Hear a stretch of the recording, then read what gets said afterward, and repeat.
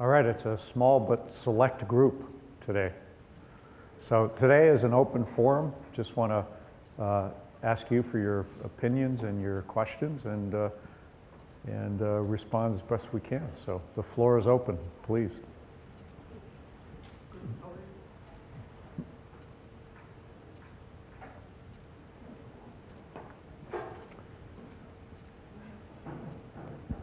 I've been to a number of these, and I want to say thank you. I know someone who was in the audience at a previous session also said the same thing, but you've made a noticeable positive change to the campus. Improved lighting, campus looks better. The walkways, we have a number of visually impaired students. I think it's a lot easier for them to get around. I want to mention something concerning safety since we had a football player drown. I had a sister, not yet 13, who was sent to a church camp on another island, and she died. They found her body. This was back in the 60s in a reservoir. So I'm really sensitive about safety. For those students who really have not grown up here, or may have been born here, but went away. A lot of times, safety isn't their first concern. We've had a faculty member from the College of Engineering who was into extreme running, and he died going down a hillside. This was before your time. We've had students get killed biking. There was an ROTC student from a Polynesian island drowned kayaking out in Kailua. So I was thinking, while we do emphasize safety, walking in pairs, using common sense, maybe every student, every faculty member, when they come on campus, and maybe even after they're on campus, be reminded about various safety issues. There's actually a paperback out concerning the perils of living in paradise. No. That's a great point. Actually, just this morning I was talking to Francisco Hernandez, who's the Vice Chancellor for Student Affairs, and he did mention, in fact, that in their orientation, they do mention specifically, in fact, Sandy Beach as a place that's very dangerous and has a tremendous shore break and a rock bottom, and how people, you really shouldn't go in the water at Sandy Beach unless you're a real pro.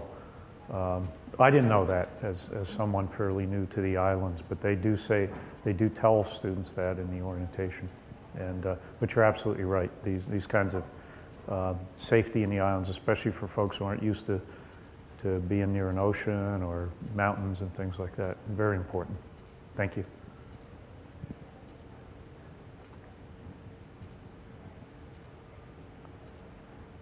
Don't be shy. Yes, sir. Same line of discussion. I'm in my 11th year back at UH, and I've noticed that there's certain sidewalk areas where the sidewalks tend to come up a little bit. I'm thinking we used to have one of the best engineering schools in the country. I can't believe there's at least one faculty person that can do some on-the-job training and teach these students to how to make a repair. And clearly, if you and I were to do it at our house, we wouldn't even have to get a licensed contractor because it'd be under $1,000. Yeah. And some places there's like a area that's cut out of the a chip where you walk between the parking lot and where you walk down from Sinclair Library. And in the last 5 years, I have a chance to be back in school. That chip is still there, and it's still not fixed. It's like, what's hard about that? And I'm very familiar with the collective bargaining rules, but we have an extra in community college at HCCS. It's got to be something that you get there from here, and even between the physical science building and I think SOAS, there's the sidewalks is like a 30-degree angle. It's come up, and I've seen more than one person trip, and I says, if it's somebody my age is not walking with an assist, they're going to take a dive and they're going to get a, you know, Well, a yeah, dent in yeah. their head, and it's, of course that's going to be excellent publicity for us because if it bleeds, it leads. So I think the facilities people and the engineering people and the people that work with our pro bono contractors, whatever, that you could have a Saturday where you fix some things that can be fixed, you know, basically on the cheap before it gets too expensive. Yeah. And it's not like digging a puka next to where to make the water run properly between Hawaii Hall and Gartley Hall. Well, you know, that's a great idea. I think that we have had projects like that, and we have to figure out how to be able to do those. And you're right. I'm going to have to check. And you know, we've got fantastic facilities people. We just don't have enough of them. We're really short-staffed. I mean, that's the big issue. But you bring up a point. Perhaps we can make these student projects, and maybe it's our students from the community college who are working on things. I don't know yet. I mean, I gotta check with the expert here, Steve, and I'll let him speak a little bit too. But yeah, there's a lot of these little kinds of things that would be really nice if we could get them fixed and fixed tomorrow. You know, where it just gets done, and there may be ways we can do that. Steve, do you want to say? And there's a mic right there, Steve. Thanks. Sidewalks are all over the place. We do, but it's interesting that you mention this because, and this connects landscape, sidewalks, safe travel, and janitorial services. There's a group of students from engineering that are actually doing some sidewalks right now, and they're doing it between the Post building and HIG. There's a dip that a cow path that everyone cuts across, and it's a muddy area. And they are now contributing their time and put money together. It's an honor society from engineering, civil engineering, and they'll be executing this. And one of the reasons they wanted to do that was not only to make path of travel safer and faster to their classes, or out of their classes, I'm not sure which, but also to keep all the mud that was getting tracked into the first floor of the Post building. So they'll be executing that over the Christmas break, I expect.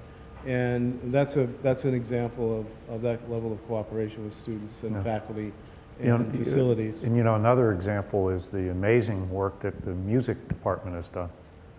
I mean, it's really amazing if you go down there, how they maintain the grounds, make things beautiful. They've repainted offices and things. So I think there are some of these sort of vigilante repairs that we can make. Another example is the excellent flora and fauna that we have around campus. But once again, as you're walking in the path between Campus Center and Andrews Amphitheater, at certain points the path becomes a single path because the flora from the Andrews Amphitheater so encroaches at height level, you know, that it causes, and I've seen that every once in a while. Also on the walk between, particularly if you take the ramp down between Sinclair Library and the old post office area. Yeah. And it's just like, okay, and I see people doing other landscaping work. It says, well, do we need 89 permits and 127 people sign off? Well, we can trim a couple of the trees back, or a couple of branches back, because we know the plants are not going to die if you just trim a couple things. But if it's in the site pattern, it really needs to be taken care of. And I realize that's not your job, but it clearly should be the faculty and the administration need to have access to, hey, this is what I saw. And now it's even easier because all you do is you photograph it on your phone and you have an email say, okay, and 2 weeks later, clearly that's not the most important thing they can do, but if the area, let's cut this thing back, let's tell the engineering students or whatever, or the people that want to come in, the alumni that have been in the construction industries, whatever, to sort of fix one puka one weekend at a time. And we need more bodies. I mean, we are. It's interesting when the budget cuts came in 2009, we cut preferentially from staff, and you know we have a very revealing study. It was done by UHERO, and we have a tiny staff and a tiny administration, and because of that, some of these things don't get done. But one thing we have is a lot of very dedicated students. So how we can fold them in and I know Steve is working on that. He mentioned some of the things that engineering's done, the music students have done. We need to probably get that more out, because there's nobody on this campus who has more passion than our students. And you know, the more we can fold them into helping in those kind of projects with a little bit of guidance, the better off we're going to be. So thank you.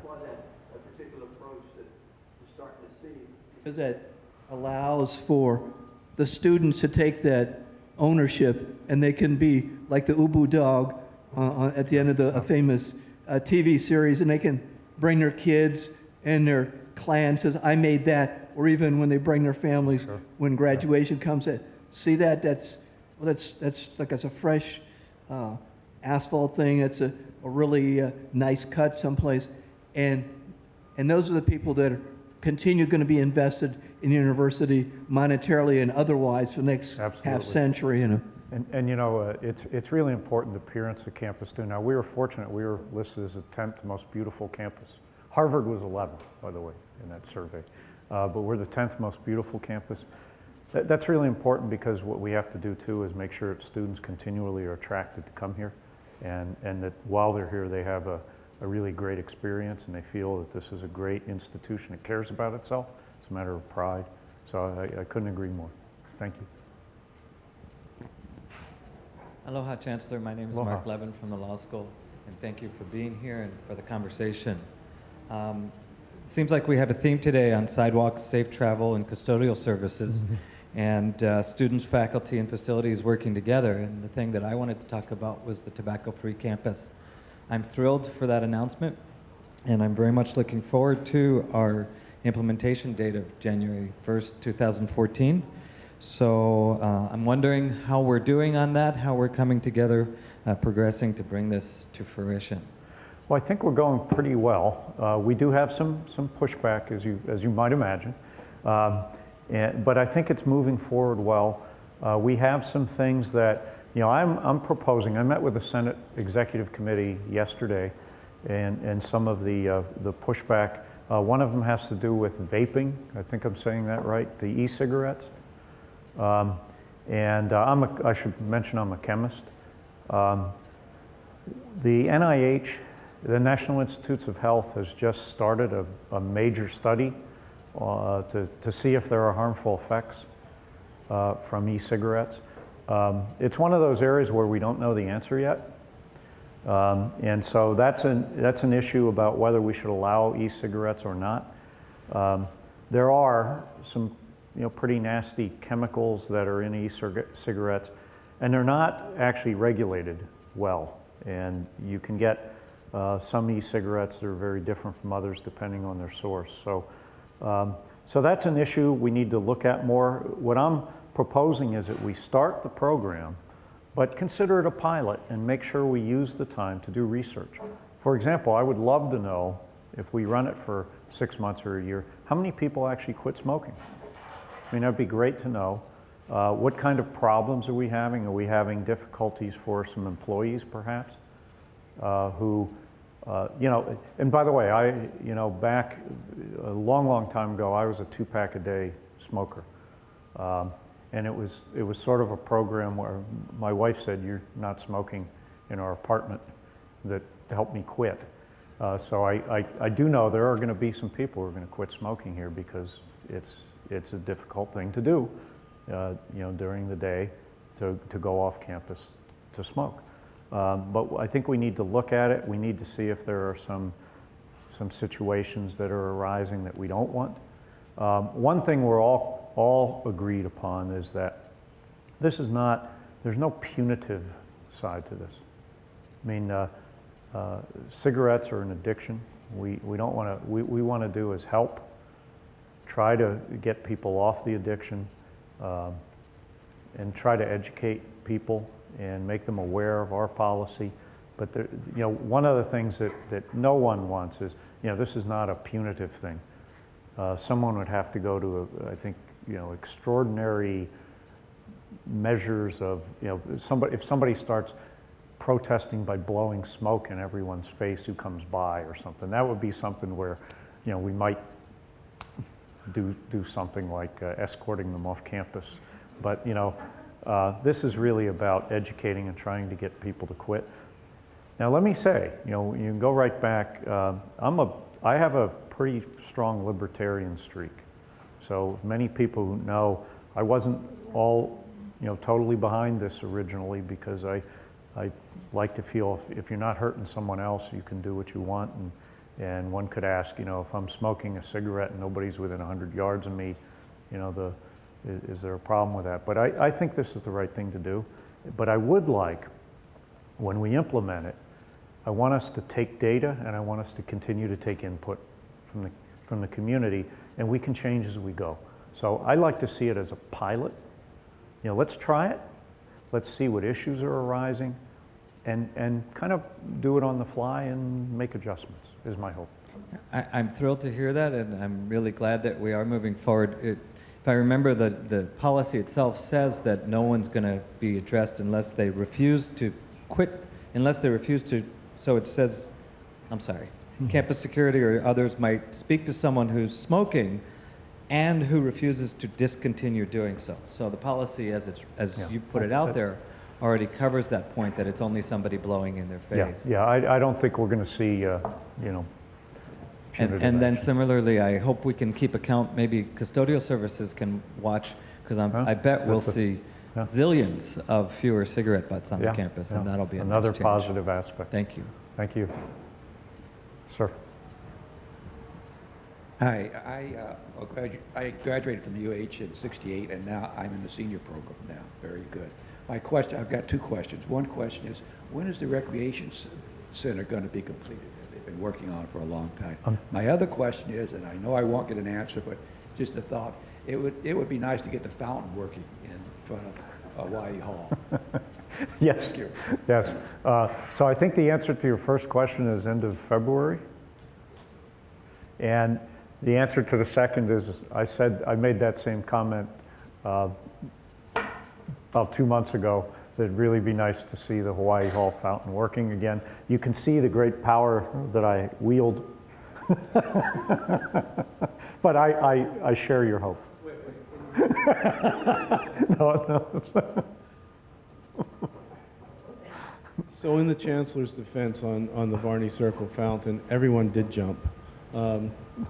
So jumping here are high and long distances that take a long time to come back down. So there is a contract out for that fountain to be repaired, brought back to historic significance, and to be running again.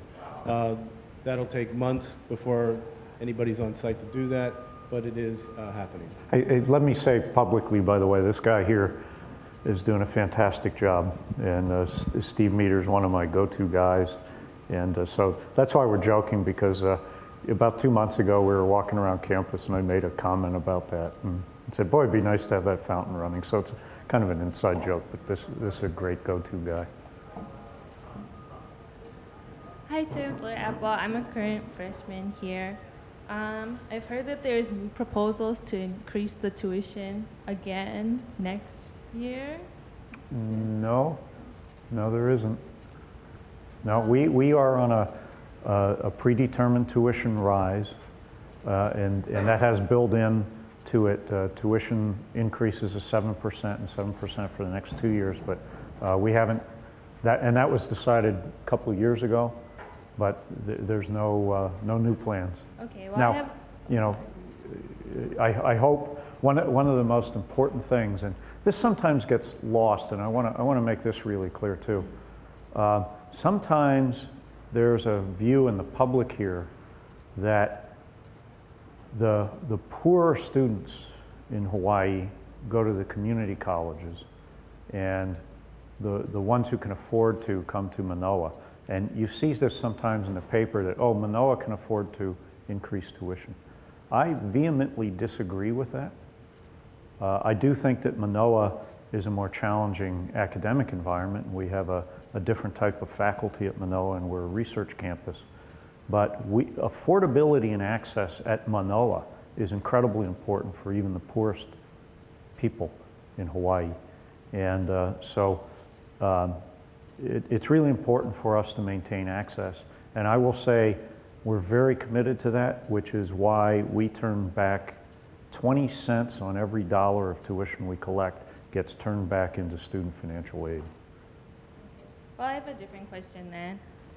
So recently I saw like in an interview with the Star Advertiser once UH got its ranking for this year. You said that you were really satisfied with it. And I really agreed with what you said about how in the end the top priority should be the education of the students. However, at the same time, the things that go into the rankings, most of it's like the 4-year education rate and also the reputation of the school. What are you doing besides the 15 to finish program to improve the graduation rate? Well, actually, we've gone way beyond the 15 to finish. What we have here now, when students arrive here, we've changed the academic advising in a way that they're put into general categories and they have a path to graduate so they know exactly what they need to take.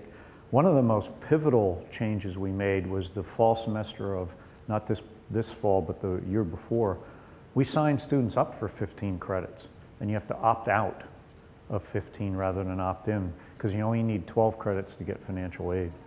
But the idea of combining and we developed the STAR software system that helps students track their progress. So those kind of changes are already done, and they're having a profound effect. Our 6-year graduation rate, and I'll tell you that nationally, everyone now uses 3-year for community college, 6-year for quote 4-year colleges, with the understanding that if you do a co-op or an internship, or if you have to work, that you're probably not going to graduate in 4. But what we've done has moved us from 42% on a 6-year graduation rate to, I believe, 57% now, which is above the national average for 6-year graduation rates at public universities. We used to be well below it. So we're moving. It's still not good enough. We're better than average, but I don't want that on my, when they put me under, I don't want he was better than average, we want to improve and we want to be even better. But we're moving the dial, and I'm really proud of it. That's some great work, of Vice Chancellor Reed Dazenbrock, Ron Canberra, Francisco Hernandez, and some of his folks. We're really kind of moving the bar a lot with some new ideas. And we have a bunch of other things that we're trying to do to help students. We've got a whole bunch of students who are sort of on the, I'll do a football analogy since we finally won a game, that we're almost, they're first in goal. They're almost at the goal line, and they drop out mostly because of financial reasons. And what we're doing now, this is kind of a welcome back to Mānoa. Get on the phone in a very high-touch way and find out what will it take to bring the student back and get them to the degree, because that's so important for their future success. So we're working on a lot of ways to up that student success rate, and they're working, and that's the really good news. The remaining part is to do analytics, and that's to use the STAR system to help advise students early on. You might have a 3.2 and want a degree in finance, let's say. But if you had trouble in your intro math or intro econ, our own data will show that your chances of graduating in finance are very small. And so you get a warning flag. It's not, so you as a student get a warning that, your performance in these 2 courses don't bode well for students who tried to do that before. Just know that, go see your advisor. And so that kind of analytics is something that we're now developing. But all those things are, I think they're working, and they're really moving the dial. We're kind of leading this effort, and I think we're doing a lot of the things that are incredibly important nationally.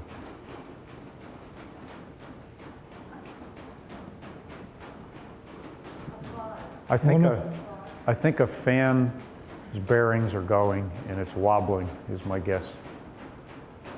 On a bright and sunny day, water sprinklers are going full blast. And of course, this is a tremendous wastage of water, because the sun, absorbs the water at high noon. The best time, have you considered, start watering water sprinkler at, say, sundown, and let the water settle overnight, And this way, it's more effective in watering the lawns and, of course, saves in the water bill. And in addition, it could also limit the problem of security because we know exactly where to walk, and the stalkers are keeping out of the water area. Well, my guess is that if we have some sprinklers going during the day, someone hasn't been by to change their programming. And actually, you know, there's also a good reason to do your sprinkling early in the morning, because when the sun comes up, that's when they start their photosynthetic process, which is reducing carbon dioxide, and you need water as a reducing agent. So but it's important you're not doing it while the sun is blazing. You're absolutely right. And if that's happening, then you know, we have an adjustment. You know, we had a power outage the other day, and I created a little lake in front of my house because my rainbird ran all day. And I got up in the morning and almost had to swim to my car. And so sometimes when you get these power blinkages or so on, you got to go back and reset. But absolutely right. You don't want to be sprinkling while the sun is out.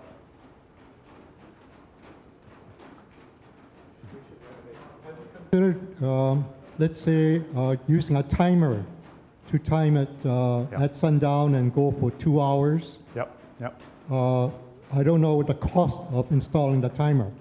We already have those, and that's what I'm saying. What I'm guessing is that we had a blink out or a glitch, and the timer got misset. But no, our sprinkler systems are on timers, and they're supposed to go off while the sun is not on. By the way, we're renovating this building. Actually, let me brag about that renovation just a little bit, because we just had another great reason why it needs renovation. This is going to be a project that will make this building, it's one of 3 in the whole country that have been studied through Department of Energy support. And this building will have 0 carbon footprint and use 0 net energy. It's going to be completely driven from alternate energy. There won't be air conditioning. There'll be natural flow. You'll all be comfortable in here.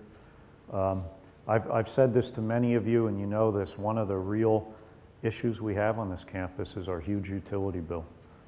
And we've got to get to a point. You know, I was in this weekend. We had green days, and I am one of the people. I guess I'm fortunate that I have windows that open up near the ceiling. So I am vertically challenged, but I stood on my chair, probably broke a whole bunch of safety laws and all that, but I climbed up and I opened these windows. They weren't easy to get to, they're high up. I was perfectly comfortable over the weekend in my office. And it just drives me nuts that most of the time the windows are shut and the air conditioning's on.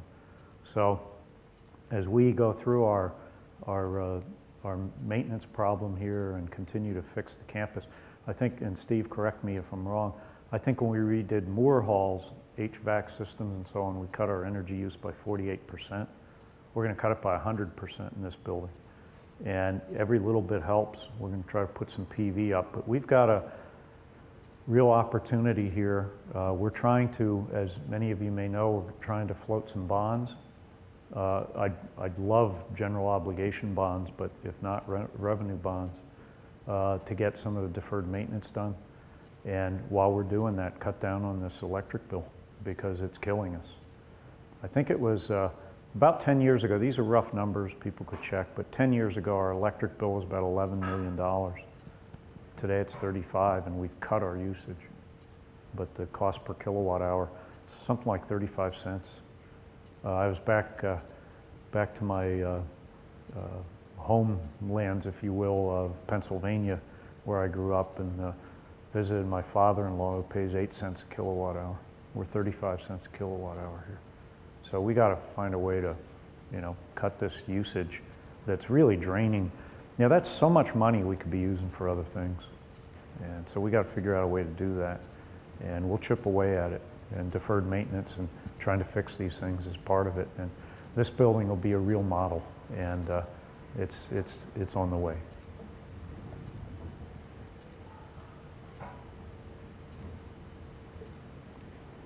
A new speaker first, new player first. I'm just curious about the building maintenance class, because in the paper, we're told that something like 85% of the maintenance problems are in Manoa, but the list of projects really seem to be in other campuses. Is Manoa losing out in the quest to get these things done? I mean, Kuykendall wasn't even listed on the top 10 projects for Manoa in the recent Star Advertiser. Well, So it seems yeah, like we're yeah. not doing as well as one might hope. No, we've got good focus on the Manoa deferred maintenance now for the first time. I mean, let's face it, why do we have a $400 million backlog? It's because we haven't gotten the funding to do the work. And we don't have the funding to have the people. Right now, if we got a huge tranche to try to fix the buildings, and it was just for the buildings, we wouldn't be able to do the work because we don't have the people. So we need both, but you know, it's not, in my humble opinion, it's not any kind of shortcoming that we should be scolded for that we have this deferred maintenance. We didn't get the money to do it. So, you know, we need the money, and so we're going to try to get bonds to do this, bond these repairs. But it's in everybody's sites now. You know, most of the other campuses are much newer than we are. There's some deferred maintenance at other campuses, but it pales in comparison to ours. We do have the majority of it. 85% sounds about right. A lot of it's back of the house type stuff that you don't see, like repairing HVAC systems, electrical systems. But some of it will be disruptive too. And so, I mean, we've all been living with the building of the new IT building, the building of the campus center, Gartley, and so on. And that takes capacity for teaching our students, our primary objectives for doing our research. We can only do so much at a time. So, but we've got to move this back. I mean, this developed over 30 years. And so, yeah, so we've got to chip away at it, and we've got to be diligent in doing that, and it's the right approach to make buildings like this one to be incredibly functional and ones that you can be proud of. And, but at least now we have the attention. But under no circumstances should this be seen as a failing of the university. I mean, we didn't take $400 million that we could have used on that and burn it in a bonfire. You know, we need the money to do it, and we've never been given the money to do it. So, and as everybody knows, and again, I direct everybody to the UHERO report. We're an incredibly lean university. Has the plan to build a big classroom building across from the Kennedy Hall, is that off now? I'm told that was taken off the master plan quite a few years ago, but that same concept was put into the renovation of the College of Education site. So there's and that site also includes faculty housing. And that, we have a kind of a nice preliminary plans for that. Now, you know, we have recently the regents looked at a moratorium. So I think those kinds of things we're going to have to just continue the discussion and see. It may be that, you know, as we prove that we can do deferred maintenance and get the money for it and can get the people for it and move forward, some of those things can come back on the plan. But I think now the focus is going to have to be on fixing rather than building new. And the fixing part will also require us to be very clever to make sure that we don't impede the progress of the students and make sure that we have the classrooms we need.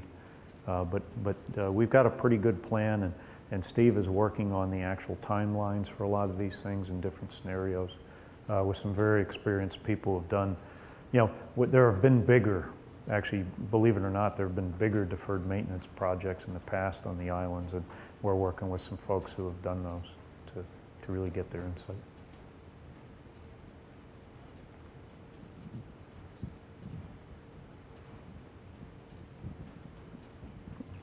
Recently, when I was researching some things for a business trip, I noticed that the Texas A&M University in Galveston, or actually their campus in Galveston, is what they call a sole-purposed university, and they emphasize oceanography, weather-related oceanography, and you also have a maritime academy. And I was thinking, one of the things when you mentioned, what can we do to encourage middle life students or interrupted life students returning to campus and finishing their degree, is maybe letting our students go away to those schools and still get a degree from UH, and inviting people who've been successful in developing that type of model, because oceanography, whether we like it or not, because everybody mentioned everybody falling in the water and not coming out of the water, sadly, that maybe that's something we should take a look in here and basically marry up with somebody else that's doing it very well elsewhere. Well, I hope you know that we have this #2 ranked program in the world behind Woods Hole. So our program is, sorry you folks in UT Galveston, but our program's 1,000 times better than theirs is. And they probably looked at us to figure out what they might do. But oceanography and astronomy, Japanese studies, Korean studies are things that UH is known for internationally. So yeah, in oceanography, some would say Woods Hole is better than we are, and they might be #1. But we just hired one of their National Academy members, Ed DeLong, here.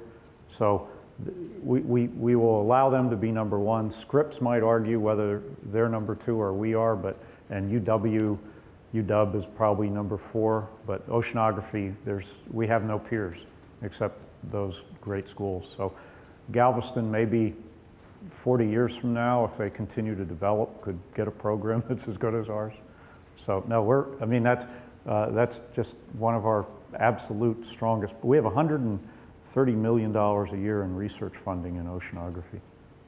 So I've been extremely impressed in watching the university for the last 50 years, particularly developing in the oceanography areas and working particularly this last couple weeks when they announced that they found some stuff underwater that everybody was interested for a long time. And I'm glad that we're Coconut Island, we finally got that situation for want of being a penny short and a dollar late.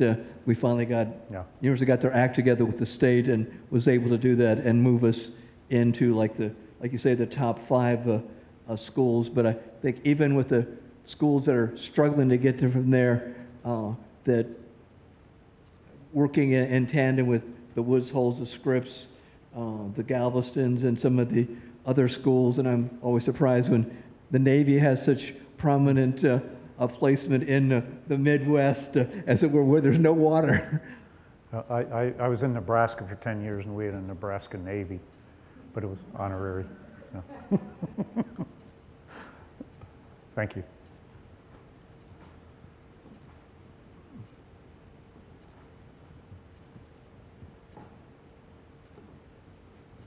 Sir. Just in reference to that student's concern about tuition, I personally know someone who is cutting classes in a public high school, so not a straight A student, came to UH Mānoa, cut classes, dropped out, bummed around for a while, then decided to come back to school. He went to the financial aid office knowing that he couldn't handle the cost entirely by himself.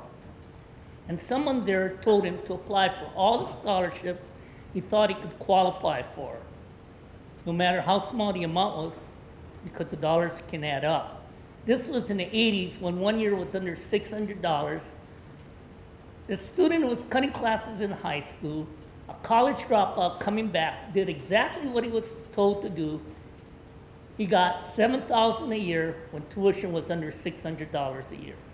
So that means, while we may not be able to control the tuition hikes, somebody like you can apply for scholarships, apply to your drop, like that expression, shop to your drop. Run the numbers. You've got 1,000 lines in the ocean, you're more likely to catch something than if you only have 10 or 15. I personally know of a student at one of the most expensive private universities, more expensive than UH, who got tuition all paid for, books, housing and food, an additional $10,000 a year. This was in early 2000s. Then on this campus, also in the early 2000s, a couple, male and female, not necessarily married, their combined scholarship and grants, oh, by the way, they were in their older 40s, late 50s, combined scholarship and grants, $4,000 a month. So while you may not be able to control the tuition hikes, you can control the application process for scholarships. Just go to work like this fellow did. He graduated, someone told him about Jesus. There's a lot of faith-based groups here. He went on to seminary. He's pastoring church out in Pearl City now. He's in his early 50s. Yeah. And we probably should refrain from talking about individuals because we are actually being live streamed. We have, I think, a very good financial aid group here that encourages students and helps direct them to all sources of financial aid. Now, I don't recommend to students that they not go to class and things like that, but no, there's a lot of opportunities for financial aid out there, and students should avail themselves of those. But go to class. I see a number of students sitting there being very quiet. So I'm assuming you're students because of you appear to be. So, do you have any thoughts? I'm sorry, actually, if we could. We're with the health department, and we're just here to back up the smoke-free campus. Right. And I completely agree with everything you said about the electronic cigarettes. So I was maybe hoping that we could go through with it, but you just take off the electronic cigarette part for now. Well, I haven't taken it off. I think we need to look at it. I think the current policy has the e-cigarettes banned, and I think we ought to use this as a pilot and then wait and see, because NIH studies will come out. It takes a little bit of time for those. I've read a few papers on it just because I'm a chemist and kind of interested in it, and there's a pretty big brew of things that can come from an e-cigarette that you inhale. The amounts are small, but the other thing about those kind of things is you're inhaling them into your lungs, which are very innervated with blood vessels, and so the impact of some of those, and many of them are known carcinogens, but the impact can be bigger when you're inhaling them into your lungs. So I think it needs some look, and I realize the dilution effect of being outside. So if somebody's vaping outside, there's a pretty good chance it's not going to harm anyone, but if it's indoors, I'm not so sure. My guess is it's not as harmful as actually taking secondhand smoke in, but that's all I'm doing is guessing. I think we need to see the study, but because we're not sure, I think it's a good idea to, if somebody's going to vape, to ask them to go off campus.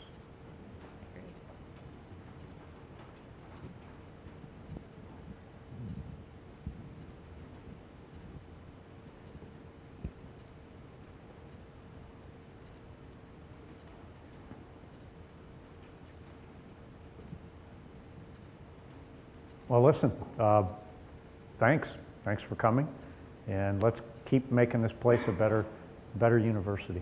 Thank you. Wait, one more, last minute.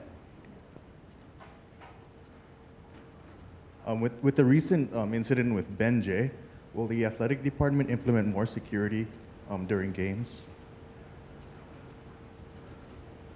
Charlie, do you know? I'm gonna kick that one to Chief.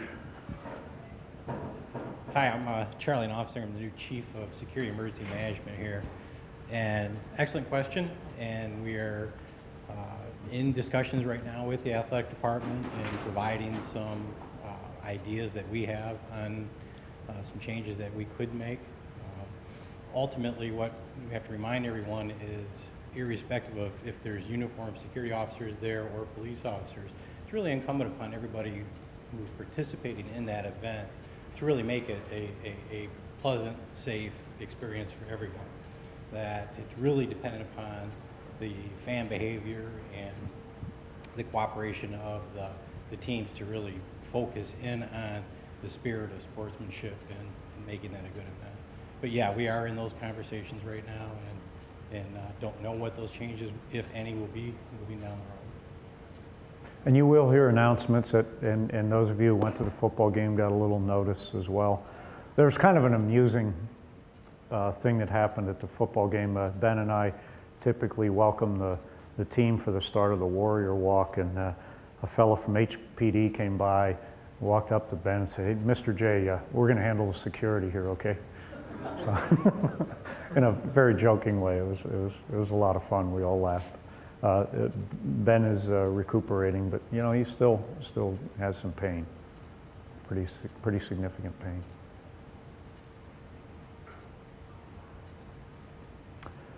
All right, thanks for all you do.